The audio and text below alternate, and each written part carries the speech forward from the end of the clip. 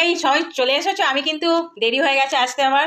দেখো আমাদের জন্য সব খাবার টাবার সব রেডি করে রেখে দিয়েছে। এখন একটা প্রচুর ডিমান্ডিং একটা প্রোডাক্ট, যেটা পুজোর সময় তো সবাই তো লিপস্টিক নেল পালিশ তো নিচ্ছে, তার সাথে আর একটা ডিমান্ডিং প্রোডাক্ট আছে, সেটা দেখাচ্ছি। যে নেবে তাকে তো দেখাই অবশ্যই। এই দেখো এটা কি সুন্দর, এটা সেদিন শুভ্রা লাগিয়েছিল, ওটা দেখে আমি নিলাম। কাজল কাজল যেটা বলবো যে ওর চোখে মানিয়েছে মানে আমার চোখেও মানাবে একদম।